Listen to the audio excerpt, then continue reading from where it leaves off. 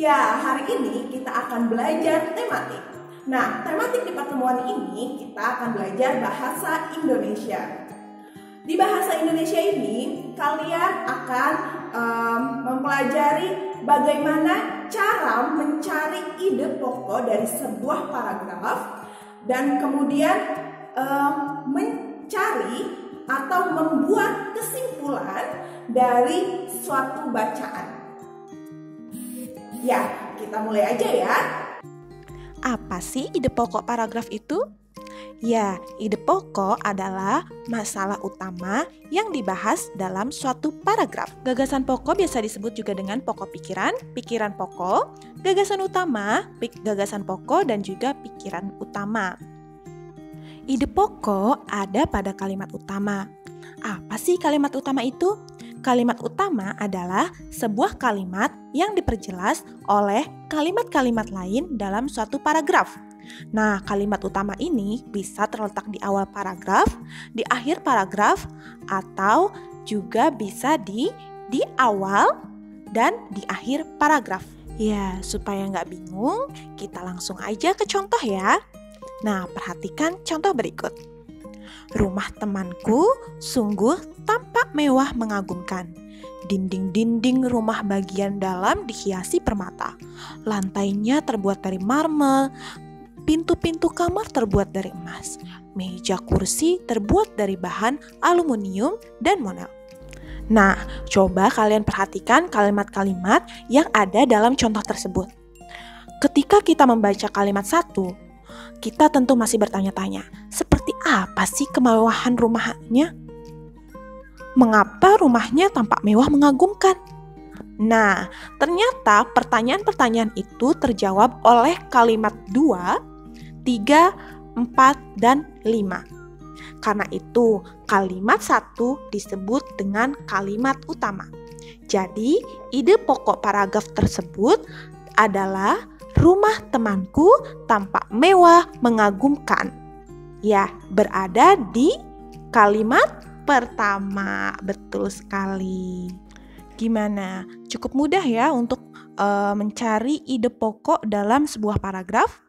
Iya, di kelas-kelas sebelumnya kalian tentunya sudah pernah mencari ide pokok dari sebuah paragraf. Jadi ini hanya mengulang aja ya. Nah, selanjutnya kita akan membuat kesimpulan. Gimana sih caranya membuat kesimpulan dari suatu bacaan? Nah, berikut cara menyimpulkan isi dari suatu bacaan. Yang pertama, kalian harus membaca dengan seksama seluruh bacaan dari awal hingga akhir. Dan yang kedua, kalian tentukan ide pokok dari setiap paragraf bacaan. Ya, jadi udah dibaca, kalian tentukan ide pokoknya. Dari setiap paragraf kalian tentukan ide pokoknya. Setelah itu, yang terakhir adalah simpulkan isi bacaan berdasarkan ide pokok yang tadi kalian sudah cari. Yuk, kita langsung ke contoh aja. Nah, di sini ada satu bacaan yang mana ada 2 paragraf dalam bacaan tersebut. Hal pertama yang kita lakukan adalah membaca bacaan tersebut. Yuk kita baca bersama-sama. Bakau merupakan tumbuhan unik yang terdapat di muara sungai, daerah pasang surut dan pesisir. Tumbuhan ini dianggap unik karena memiliki ciri-ciri gabungan dari tumbuhan yang hidup di darat dan di laut. Bakau memiliki akar nafas yang berfungsi menyerap oksigen dari udara. Keunikan yang terdapat pada bakau merupakan cara adaptasi tumbuhan terhadap kondisi yang sedikit oksigennya. Keberadaan bakau di pesisir pantai bermanfaat untuk menjaga agar garis pantai tetap stabil dan tidak terkikis oleh terpaan ombak. Rumpun-rumpun bakau mampu menyerap energi gelombang sehingga hanya ikut gelombang yang sampai ke pantai. Nah, setelah kita baca tadi, kita tentukan ide pokok paragraf dari masing-masing paragraf tersebut. Pertama, kita menentukan ide pokok yang ada di paragraf 1. Kira-kira apa nih? Yang merupakan pokok dari sebuah paragraf di paragraf 1? Ya, benar. Di kalimat yang pertama, bakau merupakan tumbuhan unik yang terdapat di muara sungai, daerah pasang surut, dan pesisir. Nah, kalau di paragraf kedua, mana kalimat pokok atau ide pokok dari paragraf itu? Kalimat utamanya itu yang mana?